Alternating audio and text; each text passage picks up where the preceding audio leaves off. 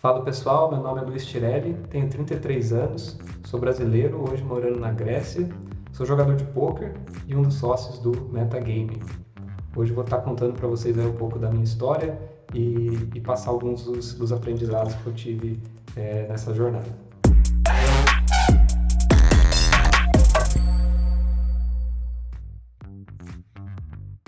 Bom, eu acho que a minha história no poker começa quando eu tinha 16, 17 anos, assim, que um amigo me mostrou o jogo, né, me ensinou a jogar e tal. Não lembro se foi algo que eu, assim, fiquei apaixonado na hora, mas eu lembro que eu gostei, assim, que eu tava me divertindo, aprendendo um pouco mais e tal. Joguei um pouco com esse amigo e joguei um pouco com algumas outras pessoas nessa época também, mas nada, assim, muito fundo ou muito né, de tentar aprender ou de ter uma estratégia toda por trás do jogo. Aí, quando eu estava na faculdade, por volta de 2008, 2009, assim, eu tinha 19, 20 anos, eu comecei a jogar com o pessoal da minha sala, assim. Muitos gostavam do jogo e tal, tinha uma galera que tinha ficha, aí organizava alguma coisa assim na casa de alguém, a gente ia, jogava, se divertia e tal, então meio que comecei a jogar de novo, eu comecei a lembrar do jogo, comecei a me interessar até um pouco mais pelo jogo nessa época. E aí também criei, acho que foi nesse período assim que eu comecei a assistir Poker After Dark, comecei a assistir alguns vídeos assim de torneios grandes e tal, e comecei a cada vez mais me interessar pelo jogo. Aí eu criei uma conta no PokerStars, então aí eu tinha 20 anos, comecei a jogar com dinheiro fictício mesmo, né?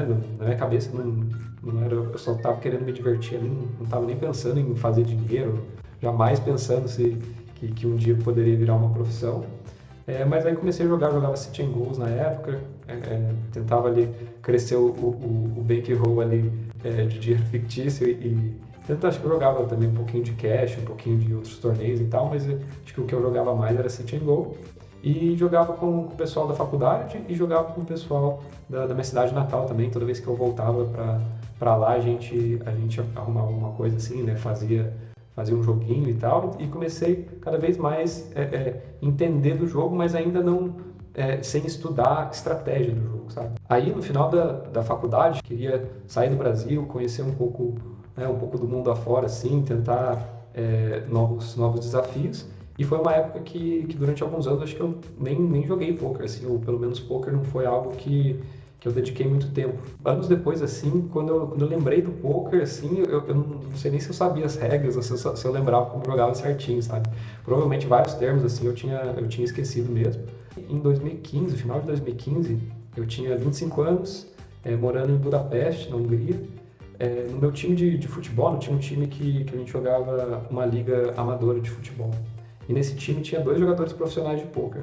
Um que na verdade era o técnico desse time amador, era o Peds, que acho que a maioria do pessoal aí conhece, e um dos jogadores do time, que acho que também muita gente conhece, é o Diego Ventura. Os dois moravam em Budapeste na época, e eu conheci eles através do futebol, e fiquei sabendo que eles eram jogadores de pôquer, e na época também eu lembrei que, nossa, pô, eu gostava tanto de pôquer nessa época de faculdade e tal, jogava bastante, sempre me interessei pelo jogo e comecei a perguntar um pouco da rotina deles, comecei a perguntar como que era ser jogador profissional de pôquer. Mas aí, pela primeira vez, assim, conversando com eles, eu meio que senti que poderia ser uma possibilidade, poderia ser algo assim, algo real, né? Então eu meio que comecei a jogar e comecei pela primeira vez a estudar pôquer. Então eu lembro que eu li um livro, era um livro de cash game, assim, de coisas básicas, mas comecei pela primeira vez ali ter uma noção mais da parte estratégica do jogo, tentar entender o que funciona e tal. Comecei a pensar de uma maneira mais, digamos assim, mais organizada sobre o jogo. Eu lembro que na época eu já estava comprando cursos, assim, tentando aprender assim, coisas mais avançadas do jogo, tentando subir ali de limites. Provavelmente estava jogando NL 16, assim, nessa época. Tentando dar alguns shots na NL25, mas aí só no final de 2018 que eu acabei pedindo demissão do trabalho e acabei saindo do trabalho no começo de 2019, que foi quando eu finalmente comecei a me dedicar 100% ao poker.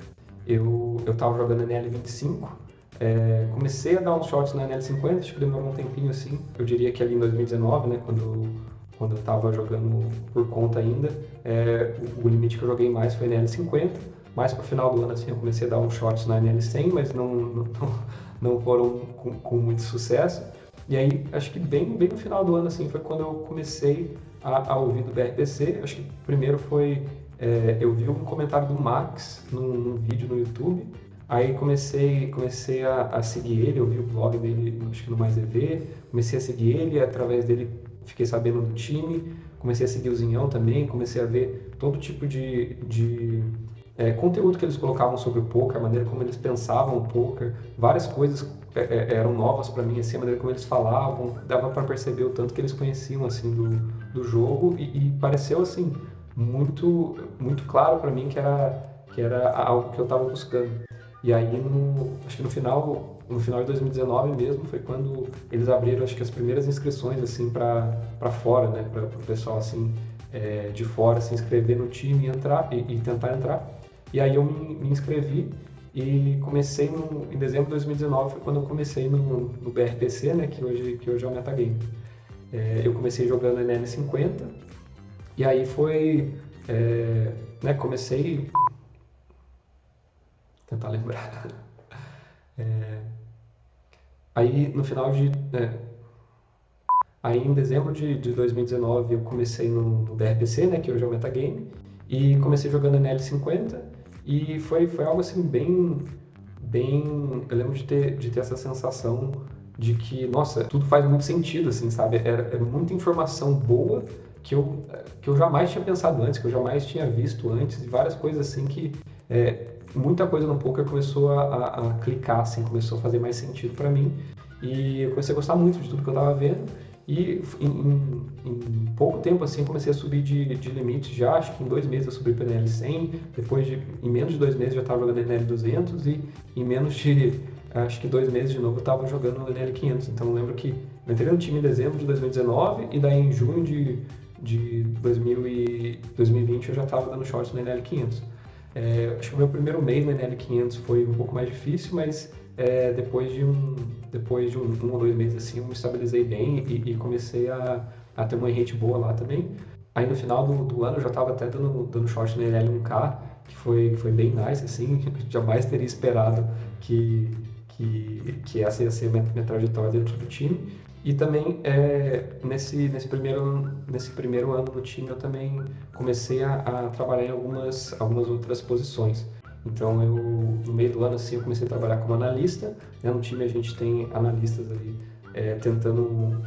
trabalhando em buscar informações do field, buscar informações ali do jogo mesmo, assim, tanto da parte teórica quanto da parte prática, e transformar isso em informação, transformar isso em, às vezes, algumas ferramentas, às vezes, qualquer coisa que facilite a evolução ou a jornada aí dos players do time. E acho que eu fui o primeiro analista do time e para mim foi muito bom. Pouco tempo depois eu também comecei a dar aula pro time. E acho que essas duas coisas, assim, principalmente nessa fase de evolução minha, me ajudaram muito, porque sendo analista e sendo instrutor do time, você é forçado ali a estar pegando informação e transformando essa informação para passar da melhor maneira possível.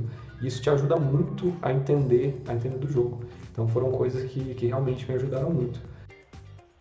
Aí em 2021 eu renovei meu contrato com o time, ainda jogando NL500, NL1K e continuava com as minhas tarefas de analista e de instrutor.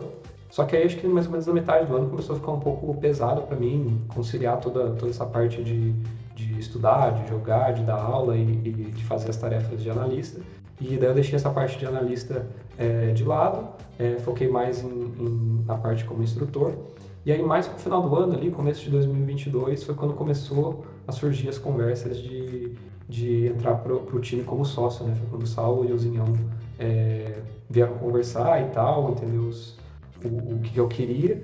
E eu acho que aconteceu bem naturalmente, assim, foi um momento muito especial também. E eu sempre, no time aqui, eu sempre gostei muito de...